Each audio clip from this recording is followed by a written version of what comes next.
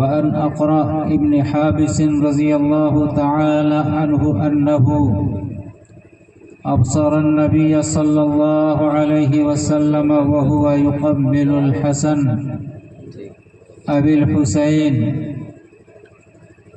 فقال لرسول الله صلى الله عليه وسلم يا رسول الله إن لي من الولد 10 ما قبلت أحدا منهم فقال رسول الله صلى الله عليه وسلم من لا يرحم لا يرحم أو كما قال النبي صلى الله عليه وسلم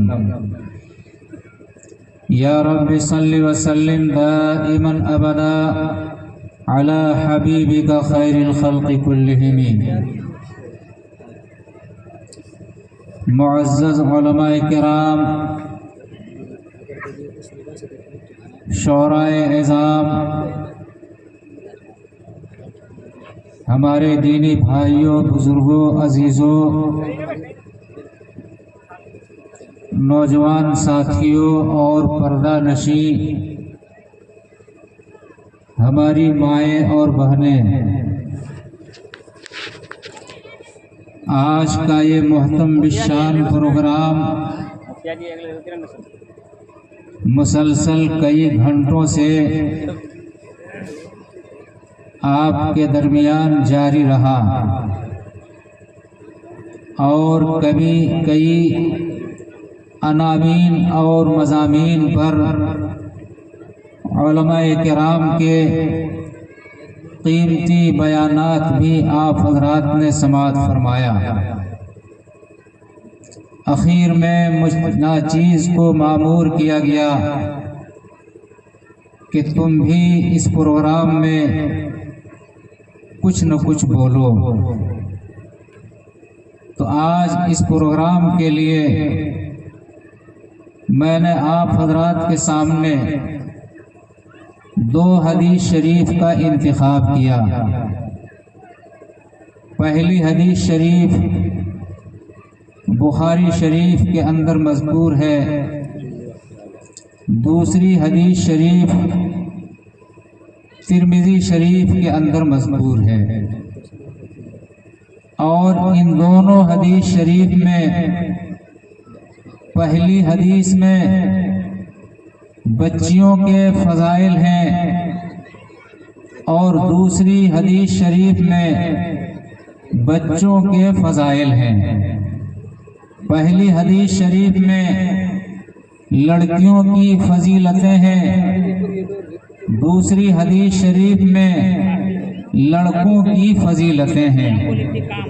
میں حدیث شریف شروع کرتا ہوں قدر وضاحت کے ساتھ. حضرت عائشہ رضی اللہ تعالی عنہا پوری امت کی ماں ارشاد فرماتی ہے، دخلت امرأۃ ومعها ابنتان لها، میرے گھر ایک بھکاری عورت آئی اور اس بھکاری عورت کے ساتھ 2 بچیاں تھیں. فسألت، اس بھکاری عورت نے مجھ سے بھیک مانگا، سوال کیا. فلم تجد عندی غیر تمرہ، میرے پاس ایک کھجور کے علاوہ اور کوئی دوسری کھجور تھی ہی نہیں، یا بالفاظ دیگر ایک کھجور کے علاوہ کھانے کی اور کوئی چیز میرے گھر تھی ہی نہیں. فَأَعْطَيْتُهَا إِيَّاهَا، وہی ایک کھجور اس بھکاری عورت کو پکڑا دیا. یہ اسرت اور تنگدستی کا زمانہ ہے. نبی اکرم صلی اللہ علیہ وسلم کے گھرانوں پر فاقہ گزرا کرتا تھا.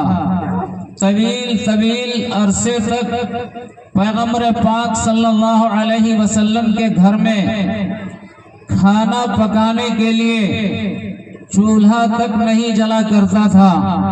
ایک موقع سے حضرت عائشہ رضی اللہ تعالی عنہا نے اپنے بھانجے سے عرض کیا یا بنیا انی رأیت الہلال یا بنیا انی رأیت الہلال ثم الہلال ثم الہلال ثلاثۃ اہلۃ فی شہرین فما اوقد فی ابیات رسول اللہ صلی اللہ علیہ وسلم نار۔ اے بیٹا، نبی اقدس صلی اللہ علیہ وسلم کا گھرانہ ہے اور آپ کے گھر کے افراد ہیں، 2 ماہ میں 3 نیا چاند ہم دیکھ لیا کرتے تھے، لیکن ان 2 ماہ کے عرصے میں کھانا بنانے کے لیے نبی اقدس صلی اللہ علیہ وسلم کے گھر آگ تک نہیں جلا کرتی تھی۔ یہ وہ اسرت اور تنگدستی کا زمانہ ہے۔ انہی ایام میں ایک بیکاری عورت آ گئی اور سوال کیا، بہن جی تمہارے گھر اگر کچھ ہے تو مجھے عنایت فرما دو، میرے ساتھ 2 یتیم بچیاں بھی ہیں۔ حضرت عائشہ رضی اللہ تعالی عنہا نے وہی جو ایک کھجور رکھی ہوئی تھی وہی پکڑا دیا۔ اس بیکاری عورت نے اس کھجور کو لیا اپنے ہاتھ اور اس کے 2 حصے کیے، ایک ٹکڑا ایک بچی کو پکڑایا، دوسرا ٹکڑا دوسری بچی کو پکڑایا۔ وَلَمْ تَأْكُلْ مِنْهَا شَيْئًا، اور اس بیکاری عورت نے اس کھجور سے کچھ بھی نہیں کھایا۔ فقامت وخرجت، حضرت عائشہ رضی اللہ تعالی عنہ فرماتی ہے وہ بیکاری عورت کھڑی ہوئی اور میرے گھر سے نکل گئی۔ اتنے میں نبی اقدس صلی اللہ علیہ وسلم کی تشریف آوری ہوئی۔ فذکرتہ ایاہ، سارا واقعہ اور سارا قصہ پیغمبر اقدس صلی اللہ علیہ وسلم کی خدمت میں نے عرض کیا، یا رسول اللہ اس طرح ایک بیکاری عورت آئی تھی جس کے ساتھ 2 بچیاں بھی تھیں، اس نے مجھ سے سوال کیا، بھیک مانگا۔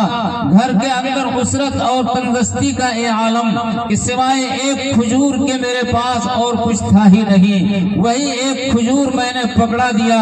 اس عورت نے 2 حصے اور 2 ٹکڑے کیے، ایک ٹکڑا ایک بچی کو پکڑایا، دوسرا ٹکڑا دوسری بچی کو پکڑایا۔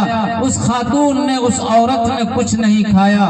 پیغمبر پاک صلی اللہ علیہ وسلم نے بشارت سنائی، یا عائشہ من ابتلی بشیء من هذه البنات، اے عائشہ جس کسی کو اللہ تبارک و تعالی بچیوں کا گارجن اور سرپرست بنا دے، بچیوں کا ماں باپ اور ذمہ دار بنا دے، کل قیامت کے دن ان ذمہ داروں پر، ان ماں باپ پر اور ان گارجنوں اور سرپرستوں پر جہنم کی سزا واجب ہو چکی ہوگی۔ لیکن یہ بیٹیاں اور یہ بہنیں کل قیامت کے دن جہنم اور اپنے گارجنوں اور ماں باپ کے درمیان آڑے آ جائیں گی، دیوار بن کر کھڑی ہو جائیں گی اور رب سے لڑ جائیں گی، رب سے جھگڑ جائیں گی، اور وہ بچیاں کہیں گی کہ میرے ماں باپ نے میرے لیے کیا کچھ نہیں کیا تھا، میری تعلیم کی فکر کی تھی، میری تربیت کی فکر کی تھی، عقائد کو درست کیا تھا، اعمال کو سنوارا تھا، پردے کے احکامات بتلائے تھے، شوہر کے کیا حقوق ہیں وہ سارے حقوق جتائے تھے، اور اسی طرح سسرال کے اندر جتنے گھر کے افراد ہیں ان کے کیا حقوق ہیں وہ سب کچھ انہوں نے ہمیں سکھایا تھا۔ اس لیے آج میں اپنے ماں باپ کو جہنم میں نہیں جانے دوں گی۔ رب سے ایسے موقع سے وہ بچیاں حجت کریں گی، لڑائیاں کریں گی، جس طرح ہماری آپ کی بچیاں شام کے وقت 5 روپیہ نہ دینے کی وجہ سے ماں سے لڑ جاتی ہے، باپ سے لڑ جاتی ہے، اور دیر تک ماں سے اور باپ سے ہماری بچی 5 روپے نہ دینے کی وجہ سے جھگڑتی رہتی ہے۔ ٹھیک یہی کچھ کیفیت ہوگی ماں باپ پر اور گارجنوں اور سرپرستوں پر، جہنم کی سزا واجب ہو چکی ہوگی، لیکن وہ بیٹیاں بیچ میں دیوار بن جائے گی، آڑے دیواریں آ جائیں گی، جہنم اور ماں باپ کے درمیان کھڑی ہو جائیں گی، رب سے حجت کریں گی، مولا تو نے تو میرے ماں باپ اور گارجنوں کے حق میں جہنم کا فیصلہ کر دیا ہے، لیکن ہم انہیں جہنم میں جانے نہیں دیں گے، آپ سے ہم لڑیں گے، آپ سے ہم حجت کریں گے، آپ سے ہم جھگڑا کریں گے۔ پیغمبر پاک صلی اللہ علیہ وسلم فرماتے ہیں رب کو اس موقع سے ہنسی آ جائے گی اور اللہ تبارک و تعالی ان بچیوں کی حجت کو سن لے گا اور ان کے ماں باپ سے جہنم کی سزا کو معاف کر دے گا۔ یاد رکھنا چاہیے پیغمبر نے وضاحت فرمائی فَأَدَّبَهُنَّ وَأَحْسَنَ صُحْبَتَهُنَّ وَأَحْسَنَ صُحْبَتَهُنَّ، بچیوں کو ماں باپ نے گارجنوں نے با ادب بنایا ہو، عقائد مضبوط کیا ہو، اخلاق درست کیے ہوں، عبادات اس کو سکھلائے ہوں، رہن سہن بہتر بنایا ہو، عقائد بھی اس کے درست ہوں، معاشرت بھی اس کے درست ہوں، اور حسن اخلاق سے ایک دوسرے کے ساتھ پیش بھی آتی ہوں، تو ایسی بچیاں کل قیامت کے دن اپنے ماں باپ کو جہنم میں جانے سے روکیں گی۔ نہیں تو دنیا میں بے شمار ایسی بچیاں ہیں، مشرکوں کی بھی بیٹیاں ہیں، تو کیا مشرک کی بیٹیاں کل قیامت کے دن اپنے مشرک ماں باپ کو جہنم میں جانے سے روک سکتی ہیں؟ ہرگز نہیں۔ پیغمبر نے اس جملے میں جو اجمال فرمایا تھا، اجمال کے طور پر پہلی حدیث شریف میں جو بات آپ نے ذکر فرمائی تھی، دوسری حدیث شریف میں پیغمبر پاک صلی اللہ علیہ وسلم نے اس کی تفصیل ارشاد فرما دی فَأَدَّبَهُنَّ، بچیوں کے عقائد کو درست کیا ہو، وَأَحْسَنَ صُحْبَتَهُنَّ وَأَحْسَنَ صُحْبَتَهُنَّ، بچیوں کے جتنے حقوق ہیں ماں باپ کے ذمے ان تمام حقوق کی خبر گیری کی ہو۔ ایسی بچیاں کل قیامت کے دن اپنے ماں باپ اور گارجنوں اور سرپرستوں کو جہنم میں جانے سے روکیں گی۔ بچیوں کی یہ فضیلتیں ہیں، بچیوں کے یہ فضائل ہیں جو پیارے آقا حضرت محمد عربی صلی اللہ علیہ وسلم نے ارشاد فرمائے ہیں، اور بچوں کے فضائل کچھ یوں ہیں۔ حضرت اقرا ابن حابس رضی اللہ تعالی عنہ یہ ایک جلیل القدر صحابی ہیں، اور صحابہ میں سوال کرنے میں سب سے زیادہ بدنام صحابی ہیں۔ معمولی بات پر نبی آقا صلی اللہ علیہ وسلم کی خدمت میں حاضر ہو جاتے اور پیارے آقا صلی اللہ علیہ وسلم سے سوال فرما دیتے۔ بعض موقع سے آپ صلی اللہ علیہ وسلم کو بے وقت آنا اور بے وقت سوال سے تکلیف ہو جایا کرتی تھی۔ ظاہر سی بات ہے، ایک آدمی ہے کسی مفتی کے پاس، کسی قاضی کے پاس بار بار جائے، مسلسل جائے، سوال وہ لائق ہو جب بھی اور نالائق سوال ہو جب بھی، معقول سوال ہو جب بھی، غیر معقول سوال ہو جب بھی، ہر طرح کے سوالات وہ آدمی کرتا ہو، وہ قاضی بھی اس سے ناراض ہو جائے گا اور وہ مفتی بھی اس سے ناراض ہو جائے گا۔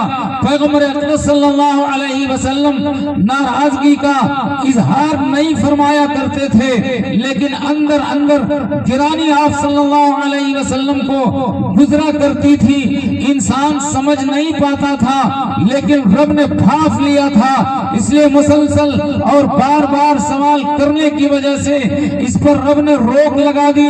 یا ایھا الذین آمنوا لا تسألوا عن اشیاء، ڈھیر ساری چیزوں کے بارے میں پیغمبر سے سوال مت کرو۔ پیغمبر تو آیا ہی ہے مسائل کی وضاحت کے لیے، پیغمبر مسائل میں کسی قسم کی وضاحت میں کمی اور کسی قسم کی کوئی تنگی نہیں چھوڑتا ہے۔ پیغمبر آیا ہے مسائل کی وضاحت کے لیے، اس لیے بار بار سوال کر کے، معقول سوال کر کے، غیر معقول سوال کر کے پیغمبر کو پریشان مت کرو۔ یہی اقرا ابن حابس رضی اللہ تعالی عنہ ہیں۔ پیغمبر اقدس صلی اللہ علیہ وسلم کو دیکھا، وَهُوَ يُقَبِّلُ الْحَسَنَ أَوِ الْحُسَيْنَ، پیغمبر اقدس صلی اللہ علیہ وسلم یا تو حضرت حسن کے چہرے پہ بوسہ دے رہے تھے یا حضرت حسین کے چہرے پہ بوسہ دے رہے تھے۔ راوی کو شبہ ہو رہا ہے، راوی متعین نہیں کر پا رہا ہے کہ پیغمبر نے جس نواسے کے چہرے پہ بوسہ دیا ہے، چمکارا ہے، وہ نواسا حسن ہے یا حسین ہے، اس لیے او کا لفظ استعمال کر رہا ہے۔ وَهُوَ يُقَبِّلُ الْحَسَنَ أَوِ الْحُسَيْنِ، کہ پیغمبر کو دیکھا اس حال میں کہ آپ حسن کے چہرے پہ رخسار پہ بوسہ دے رہے ہیں یا حسین کے چہرے پہ بوسہ دے رہے ہیں۔ اقرا ابن حابس کو بڑا تعجب ہوا اور حالت استعجاب میں پیغمبر اقدس صلی اللہ علیہ وسلم سے سوال کیا، یا رسول اللہ ان لی من الولد 10، میرے 10 بچے ہیں، ما قبلت احدا منہم، آج تک میں نے ان 10 بچوں میں سے کسی ایک بچے کے رخسار پہ بوسہ نہیں دیا ہے، چمکارا نہیں ہے۔ پیغمبر پاک صلی اللہ علیہ وسلم نے فرمایا یہ قساوت قلبی کی دلیل ہے، یہ پتھر دل انسان ہی ایسا کر سکتا ہے، جس کا دل پتھر نہ ہو، جس کا دل انسان کا دل ہو، وہ ایسا نہیں کر سکتا۔ پیغمبر نے دھمکی بھرے لہجے میں یہ ارشاد فرمائی، من لا یرحم لا یرحم، جو بچوں پر شفقت نہیں کرے گا لا یرحم، کل قیامت کے دن سر کا پیر رب کی شفقت کا وہ محتاج ہوگا، رب پر اس پر شفقت کی نظر نہیں ڈالے گا۔ من لا یرحم لا یرحم، جو شخص دنیا میں چاہتا ہے، جو شخص چاہتا ہے کہ اللہ تبارک و تعالیٰ کی شفقت کی نظر ہمارے اوپر پڑے، کل قیامت کے دن اس کو چاہیے کہ اپنے بچوں پر شفقت کی نگاہ ڈالے، شفقت کی نظر سے اپنے بچوں کو دیکھے اور پیار کی نظر سے اپنے بچے کے چہرے پہ بوسہ دے۔ یہ پیغمبر پاک صلی اللہ علیہ وسلم نے فرمایا۔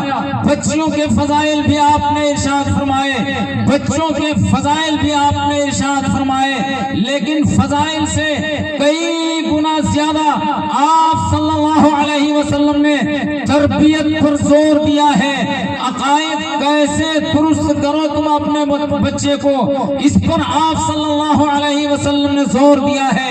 تمہارا عقیدہ کس طرح مضبوط ہونا چاہیے، تمہارے بچوں کا عقیدہ کس قدر مضبوط ہونا چاہیے، بچیوں کے فضائل برہم، بچوں کے فضائل برہم، اور آپ صلی اللہ علیہ وسلم نے تربیت پر جو زور دیا ہے، ذہنی تربیت پر آپ صلی اللہ علیہ وسلم نے جو زور دیا ہے وہ بھی برحق ہے، لیکن فضائل پر کم زور دیا ہے۔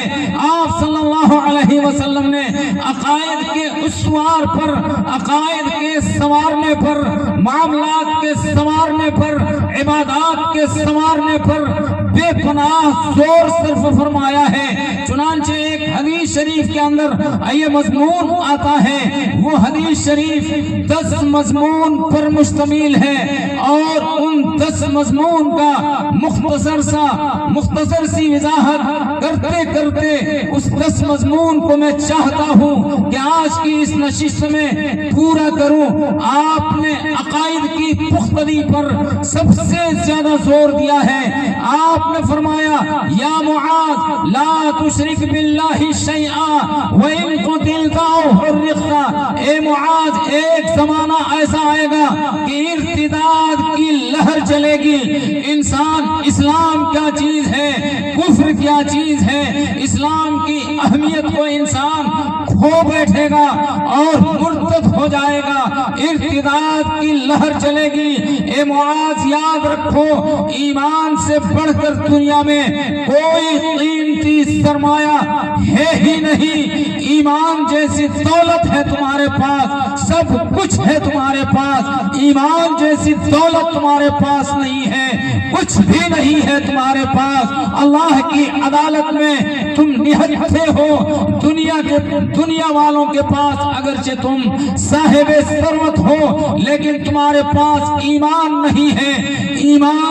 ایمانی حلاوت نہیں ہے تمہارے پاس، رب کے یہاں تم کنگال ہو، مفلس ہو، کسی کام کے نہیں ہو رب کے یہاں۔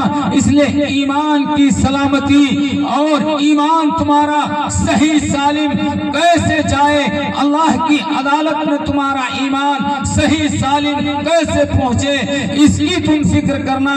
لا تشرک باللہ شیئا وَإِن قُتِلْتَ أَوْ حُرِّقْتَ، اللہ کی ذات کے ساتھ، اللہ کی صفات کے ساتھ، اللہ کے افعال کے ساتھ کسی کو شریک نہ کرنا، چاہے اس کے پاداش میں تمہیں بڑی سے بڑی سزا سے دوچار کیوں نہ ہونا پڑے۔ ایمان سے بڑھ کر کوئی سرمایہ نہیں ہے، اور ایمان نہیں ہے تو اللہ کے یہاں کوئی رتبہ نہیں ہے تمہارا۔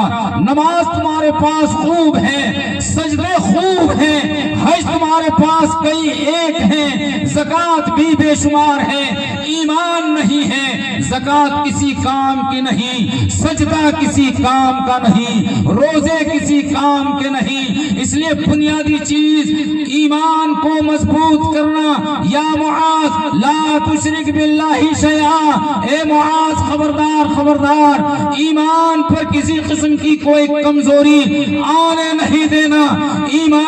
تمہارا ایمان ختم کرنے کے لیے، تمہارے ایمان سے ٹکرانے کے لیے آہلی چٹان اور مضبوط دیوار تمہارے ایمان سے ٹکرا جائے، ایمان تمہارا اس قدر مضبوط ہو کہ آہلی دیوار چکنا چور ہو جائے اور مضبوط چٹان چور ہو جائے، تمہارا ایمان صحیح سالم رہے۔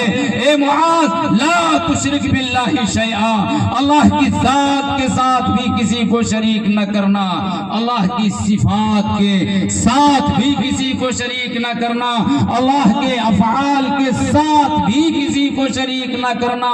اس کے پاداش میں بڑی سے بڑی سزا سے تم کو دوچار کیوں نہ ہونا پڑے، پھر بھی توحید کا یہ خزانہ ہرگز اپنے ہاتھوں تم ضائع نہ ہونے دینا۔ آج ضرورت ہے کہ یہ سبق ہم اپنے بچوں کو پڑھائیں، آج ضرورت ہے کہ یہ سبق ہم اپنی بچیوں کو پڑھائیں۔ آج ہماری بچیاں مرتد ہو رہی ہیں، آج ہمارے بچے مرتد ہو رہے ہیں۔ عرب کی پاک سرزمین پر حضرت مولانا علی میاں ندوی رحمت اللہ علیہ نے ایک خاص رونا رویا تھا، ردتم ولا ابا بکر لہا۔ عربوں کے یہاں ارتداد کا دور شروع ہو چکا ہے، عربوں کے ایمان خطرے میں ہیں، عربوں کے ایمان پر خطرے کی گھنٹی بج چکی ہے۔ کاش کوئی ابو بکر پیدا ہو جائے اور عربوں کے ایمان کو بچا لے۔ آج وہی کیفیت پوری دنیا میں ہے، نئی نسل کا ایمان آج خطرے میں ہے۔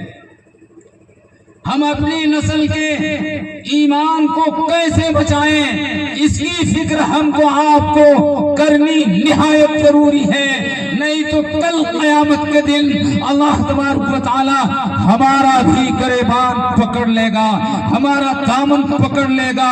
اپنے ایمان کی فکر کی، اپنے بال بچوں کے ایمان کی کیوں فکر نہیں کی؟ تم ایمان والے تھے، اپنے دل میں نور ایمان سے تمہارا دل معمور تھا، تم نماز بھی پڑھ رہے تھے، سجدوں کی کثرت کے نشانات تمہارے پیشانی سے ظاہر ہو رہے تھے، زکاتیں بھی تم دیا کرتے تھے، حج کعبۃ اللہ بھی تم کیا کرتے تھے، لیکن تمہاری اولاد مرتد ہوئی تو کیسے ہوئی؟ تمہاری بیٹی مرتد ہو کر غیر کے نکاح کے بندھن میں جڑ گئی تو کیسے جڑ گئی؟ کل قیامت کے دن یہ کیفیت رب کی عدالت میں ہم کو، آپ کو، ہمارے سماج کو دینا پڑ جائے گا۔ یا معاذ لا تشرک باللہ شیئا. میں عرض کر رہا تھا پیغمبر نے بچیوں کے فضائل ارشاد فرمائے برحق، پیغمبر نے بچوں کے فضائل ارشاد فرمائے برحق، لیکن فضائل سے کئی گنا زیادہ پیغمبر پاک صلی اللہ علیہ وسلم نے اس بات پر زور دیا ہے کہ امت کا ایمان کیسے بچے، امت کا ایمان کیسے بچے. بہت مضبوط انداز سے تاکیدی حکم حضرت معاذ بن جبل رضی اللہ تعالیٰ عنہ کو دے رہے ہیں. لا تشرک باللہ شیئا، کچھ بھی ہو جائے، بڑی سے بڑی قربانی تمہیں پیش کرنی پڑے ایمان بچانے کے لیے، ساری قربانی تم پیش کر دو. غزہ والوں سے ایمان کا سبق تم سیکھ لو، ان سے ایمان کا سبق تم حاصل کرو. بڑی سے بڑی قربانی انہوں نے پیش کر دی، لیکن ایمان کا سرمایہ انہوں نے ضائع ہونے نہیں دیا. سچ فرمایا تھا پیغمبر پاک صلی اللہ علیہ وسلم نے آج سے 1400 سال پہلے، الا وان الایمان حین تقع الفتنة بالشام. فتنے کے دور میں پوری دنیا کے مسلمان فتنے سے دو چار ہو جائیں گے، آزمائش سے دو چار ہو جائیں گے. ایمان اور کفر کے درمیان تمیز اور فرق باقی نہیں رہ جائے گا. اس وقت ایمان تم کو کہاں ملے گا؟ بالشام، شام کی سرزمین میں ایمان تم کو ملے گا. اور شام سے ہرگز ہم کو آپ کو صرف سوریہ نہیں سمجھنا چاہیے. پیغمبر جب لفظ شام کا لفظ استعمال کرے تو اس سے اردن بھی مراد، اس سے فلسطین بھی مراد، غزہ بھی مراد، سیریا بھی مراد، لبنان بھی مراد، اور مصر کا کچھ علاقہ اور عراق کا بھی کچھ علاقہ مراد. پیغمبر کے زمانے میں شام کا علاقہ مختصر علاقہ نہیں تھا، لمبا چوڑا علاقہ تھا. جس طرح حضرت شاہ ولی اللہ محدث دہلوی رحمت اللہ علیہ لفظ ہندوستان استعمال کرے تو ہم کو آپ کو ہندوستان کا یہ مختصر ٹکڑا نہیں سمجھنا چاہیے، بلکہ وہ 17ویں صدی کے محدث گزرے ہیں. آج سے 400-450 سال پہلے کے محدث گزرے ہیں. وہ جب لفظ ہندوستان استعمال کرتے ہیں تو ہندوستان اس زمانے میں 6 ملکوں پر مشتمل تھا. تبت بھی ہندوستان کا حصہ تھا، برما بھی ہندوستان کا حصہ تھا، نیپال بھی ہندوستان کا حصہ تھا، اور بنگلہ دیش اور پاکستان بھی ہندوستان کا حصہ تھا. یہ بات میں آپ کو سمجھانے کے لیے کہہ رہا ہوں کہ پیغمبر پاک صلی اللہ علیہ وسلم لفظ شام کا استعمال جب کرے تو مختصر حصہ ہرگز ہم کو آپ کو نہیں سمجھنا چاہیے. پیغمبر جب لفظ شام کا استعمال کر رہے ہیں اس زمانے میں فلسطین بھی شام کا حصہ تھا، اردن بھی شام کا حصہ تھا، لبنان بھی شام کا حصہ تھا، سوریہ بھی شام کا حصہ تھا، اور مصر کا کچھ علاقہ شام کا حصہ تھا، اور عراق کا بھی کچھ حصہ شام کا حصہ تھا.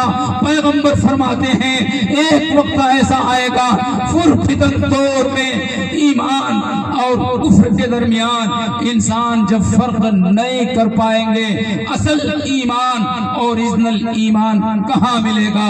شام میں ملے گا، سوریہ میں ملے گا، لبنان میں ملے گا، غزہ میں اور ویسٹ بینک میں ملے گا، مصر کے کچھ علاقے میں اور عراق کے کچھ علاقے میں ملے گا. تو میں یہ عرض کر رہا تھا ایمان سے بڑھ کر کوئی قیمتی سرمایہ نہیں ہے. بچوں کے فضائل آپ نے ارشاد فرمائے برحق، بچیوں کے فضائل ارشاد فرمائے برحق، لیکن تربیت کے باب میں پیغمبر پاک صلی اللہ علیہ وسلم تربیت دے رہے ہیں، بچوں کو بھی تربیت دے رہے ہیں، بڑوں کو بھی تربیت دے رہے ہیں، مردوں کو بھی، عورتوں کو بھی، جوان عمر بیٹیوں کو بھی، جوان عمر بیٹوں کو بھی، ہر ایک کو پیغمبر یہ تربیت دے رہے ہیں لا تشرک باللہ شیئا وَإِن قُتِلْتَ أَوْ حُرِّقْتَ، خبردار خبردار اللہ کی ذات کے ساتھ کسی کو شریک نہ کرنا، اللہ کی صفات کے ساتھ کسی کو شریک نہ کرنا، اللہ کے افعال کے ساتھ کسی کو شریک نہ کرنا۔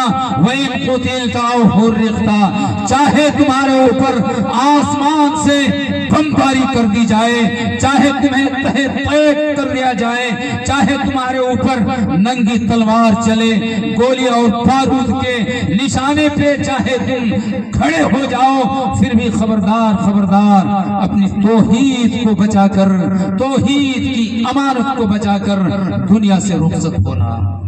لا تشرک باللہ شیئا وَإِن قُتِلْتَ أَوْ حُرِّقْتَ، یہ پہلی بات۔ دوسری بات پیغمبر نے ارشاد فرمائی وَلَا تَعُقَّنَّ وَالِدَيْكَ وَإِنِ امْرَأَكَ أَن تَخْرُجَ مِنْ أَهْلِكَ وَمَالِكَ، ماں باپ کی نافرمانی نہ کرنا۔ میں اپنے بیٹوں سے میں سمجھ رہا ہوں کہ آج کی اس نشست میں کچھ ایسے بچے بھی ہیں جو ہمارے بیٹے کے درجے کے بچے ہیں۔ آج کی اس نشست میں خاص طور سے وہی بچے مخاطب ہیں۔ پیغمبر ارشاد فرماتے ہیں وَلَا تَعُقَّنَّ وَالِدَيْكَ وَإِنِ امْرَأَكَ أَن تَخْرُجَ مِنْ أَهْلِكَ